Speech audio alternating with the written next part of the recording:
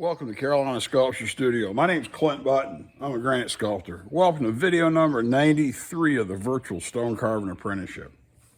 All right, after I whipped this corner together and went through and did the video and everything, did the production and watched the video, I wanted to touch on a couple of things before we move forward in terms of method and technique and stuff like that. I wanted to show you a couple things so you'll understand it and see what I'm talking about. Okay, first of all, I mentioned earlier that long before I ever did stone, I was an executive chef and did a bunch of education. I taught culinary school and developed culinary school and had apprentices in the kitchen before I did that and everything. The first thing when people start doing chef stuff is they want to get the big old French knife and they go really fast. They want to just go wide open like they're a machine, okay? And they can't. The speed comes with experience. The speed comes with time spent with the tools. And if you go fast like that in the beginning, you make mistakes. And usually when you make mistakes with the French knife in the kitchen at the beginning, it's in your fingers. You end up cutting something off, laying something open. Because it's not the end of the world if you cut an onion, a little crooked, if there's not a perfect dice or a carrot's not a perfect, brunoise or whatever, you can get past it, okay? Big difference here, okay? And I'll try to edit in some video, if I think it works. When I'm working this edge, and you see me in here scraping away, okay, when we're over here scraping and we're axing, and I'm going pretty fast, that's not too big a deal, okay? This is, like I keep saying, it's practice. This is where you practice. All this bulk, mundane work is where you practice.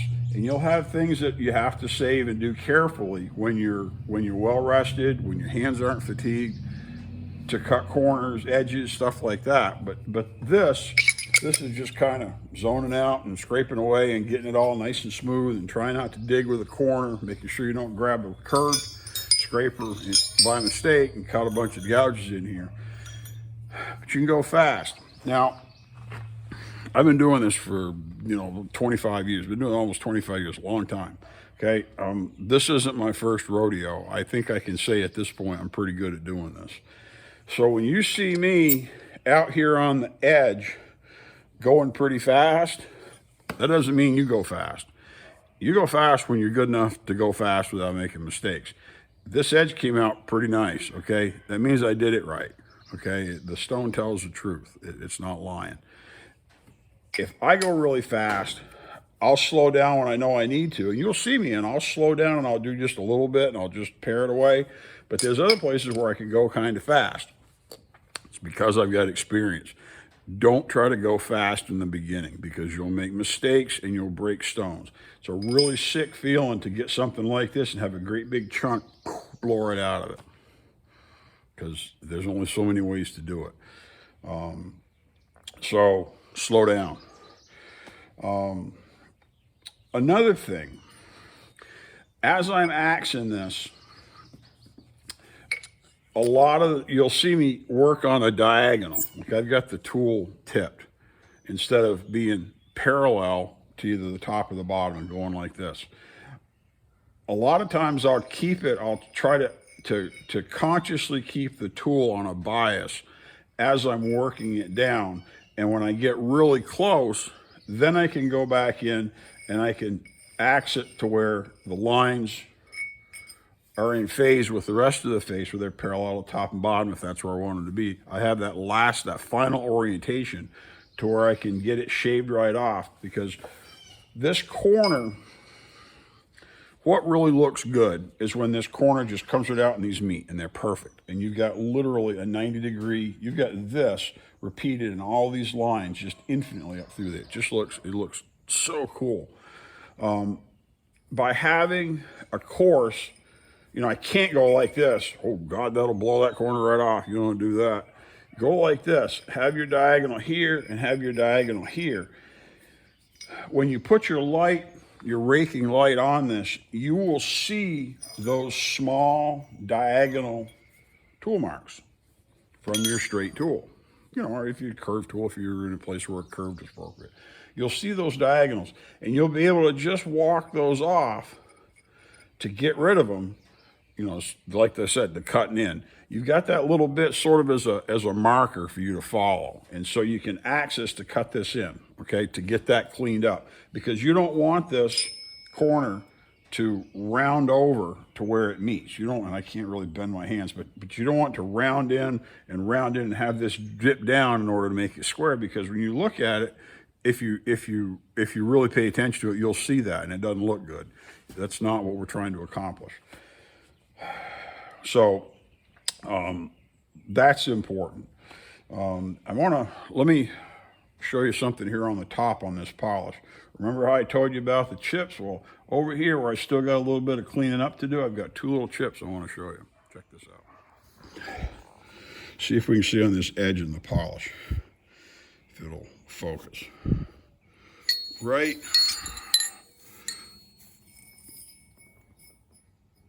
Yeah, right there. You see those 2 little chips? Now those chips are no problem because I've still got a little bit of material to take off and I'll clean them off.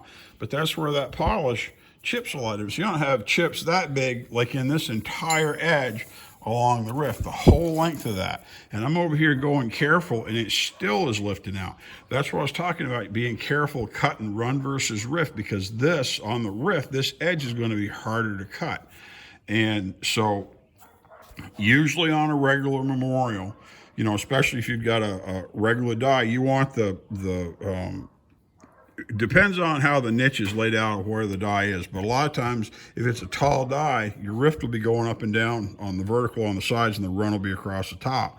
So you get those nice long straight sides to break. And so it makes your nice long niche break pretty even. And you really only ever break 90 degrees right perfectly and plane with the rift, with the run, right on the top of like a curved niche. You know, if you got a you know, serpent, a round top, whatever, that's the only time you really cut and phase with it. So these are nothing to worry about, but I wanted to show you because even me being careful enough to produce a perfect line all the way down here, it still is fragile up top, and you got to be really careful. Okay. A couple more details. This miter, this edge right here, how you approach that edge really matters. At certain points, like you get up here, you got to be really careful because you'll push that top off. But as this goes down, it takes very little, if you're scraping this way, to hit and get just enough energy into one little crystal to have that pop out. So you have to be very careful where it shows a real transition. Now, this line isn't exactly perfect yet, okay? And the reason it's not, it's still a little bit tall. I still got a little bit of those diagonal lines I was talking about. I still got a little bit of material to remove, and I still got to true up this bottom edge to make this bottom edge, because that line could come over, you know, 1/16 of an inch.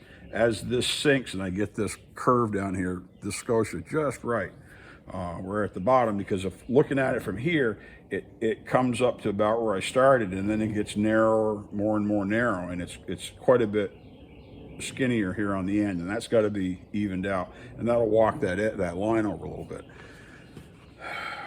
But we're going to keep doing the same thing that we've been doing all along. We finished this side, we finished that side to like 95, 99%, whatever. It's not done yet. We still got to do the top and still have to do our final wash with our accent. And when we accent like that, we're going to be removing material, okay? And so we don't want to necessarily get this perfect. I mean, spend the time to be really anal about it and really get it right, because we still have to scrape the rest of this to balance this all out. Because remember, we want this to be this harmonious seamless looking situation where you just look at it and there's nothing that stands out. It all looks great. The scotia looks great, the line looks straight, the line looks straight, the line looks square, the corner looks square, the margin looks even. Everything just blends in and nothing's like, oh wow, look at that, that one's twice as big as the other one. We don't want any of that. So I've got to clean this up around the bottom here. I got to start on the other edge, the other corner here. I don't know if I can squeeze it, this other right there. We got to cut this one off next.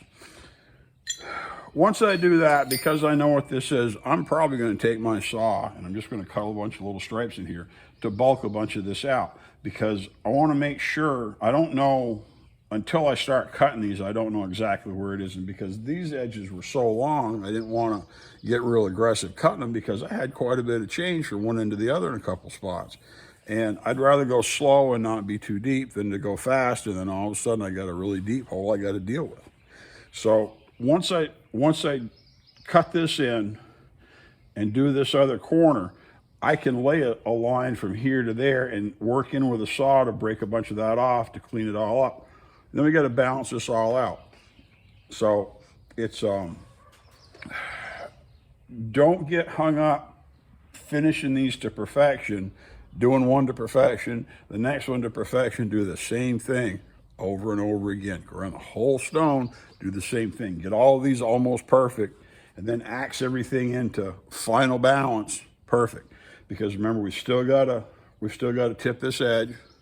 We still have to resolve any roughness up here on this edge after we tip that bevel, that little flat that we're going to create, that we want to straighten it all up and make it look great. We've got to go through and clean that all up. And as we clean that up, we'll carry that axing down, and that axing will carry all the way through this. And that's when we're really worried about getting these perfectly nice and flat and even right out to the ends. As you work under a master, you'll get better and better. And towards the end, when you're actually getting competent, what'll happen is the master will take the stone from you and he'll just take off a layer of dust. He'll just axe the whole thing and tweak a few little things that might be crooked or whatever, put his lips, put his eyes, put his details on that's his little flourish that I can look at stones that my sculptor cut. I can see them across the cemetery. As far as I can recognize the details, I can see them. I can see stones that Gary cut, that Dario cut, that Giuliano cut, that Andy cut. They're obvious to me because I'm that intimately familiar with the details of how they did something. Now, if Andy's finishing work it's just like a machine. It's perfect. And so I can't necessarily if I look at a stone and it's fantastic and I know where it came from, I'm pretty sure Andy cut it, because is he good. He's way better than me. He's still, someday I hope to be as much of a master as Andy is, because he's just unreal. But once we get down to the end, then we'll scrape a little bit off and clean up everything. So there's no visual noise, there's no roughness, there's no coarseness, and everything matches and it just disappears. The stone comes to life. Details like this take their place in the hierarchy, and nothing jumps out that isn't supposed to. It all lends to a very, very harmonious view and experience. They just look great.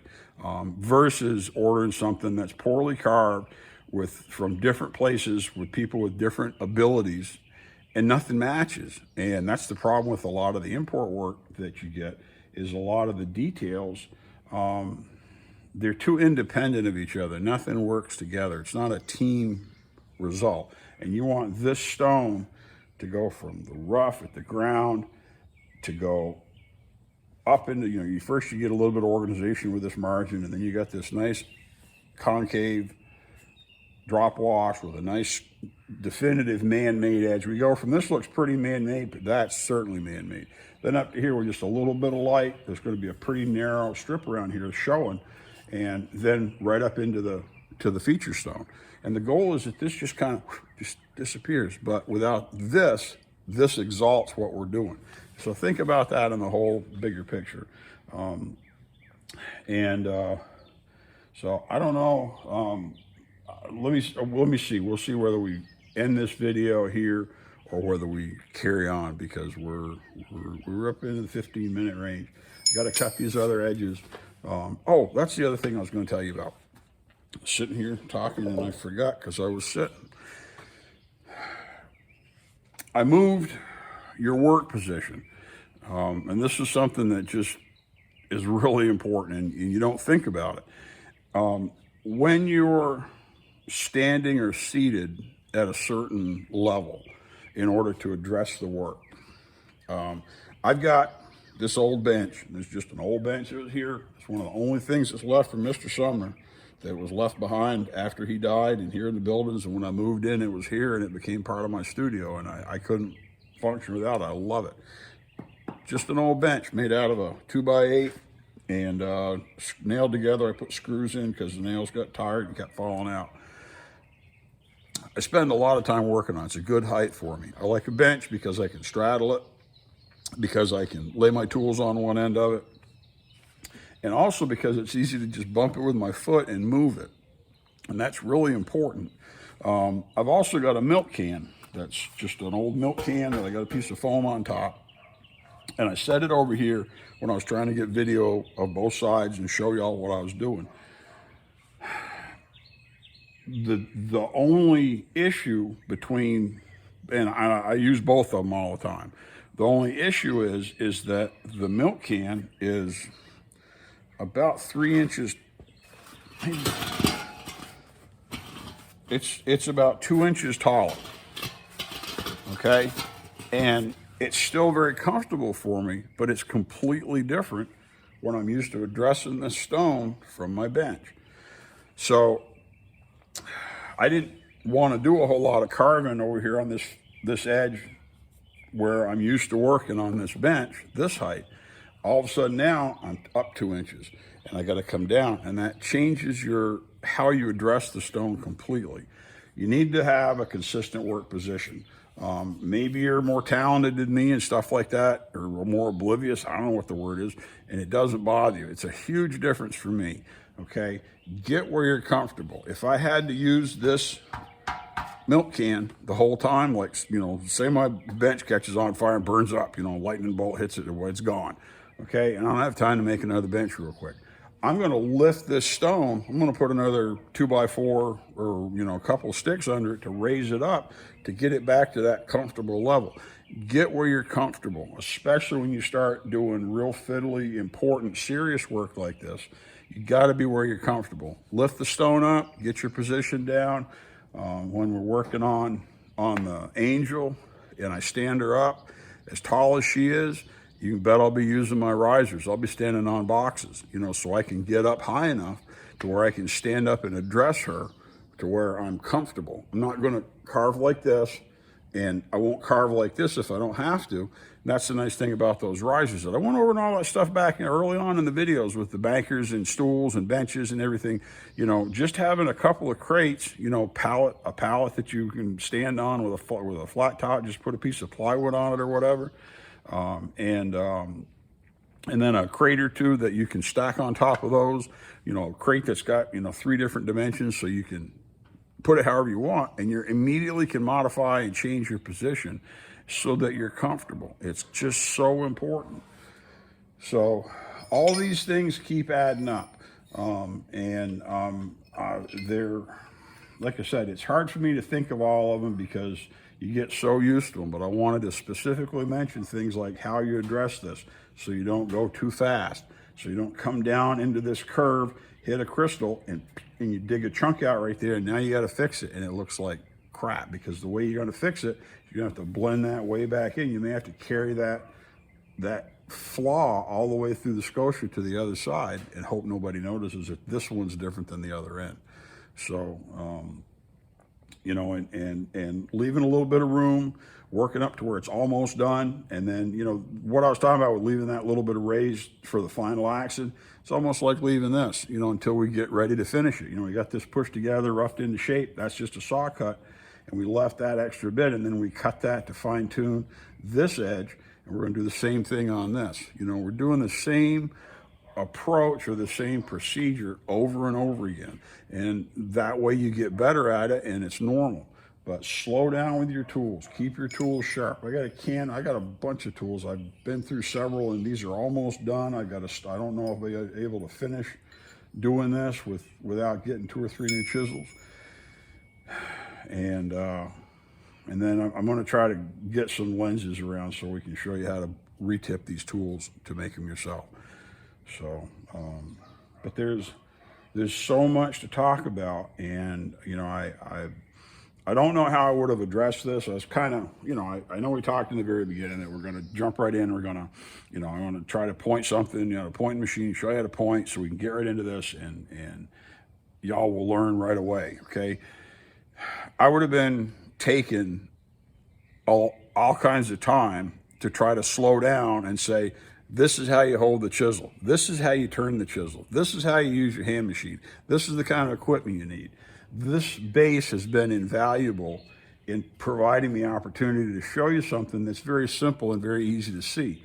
I know sometimes, you know, watching the videos, you're looking at my shoulder or my back or my butt or whatever is not what you want to be looking at, I'm pretty sure. Because I see it, I don't want to be looking at it. Because I want to see the tools on the stone. When you work in a studio and you're an apprentice, you just got to pay attention and see whatever you can see.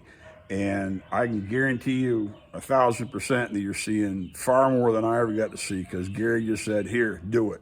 And I had to watch him while I was carving, because if I put my tools down and stood there and watched him, he didn't say, great, keep doing that. Just take your time, no rush.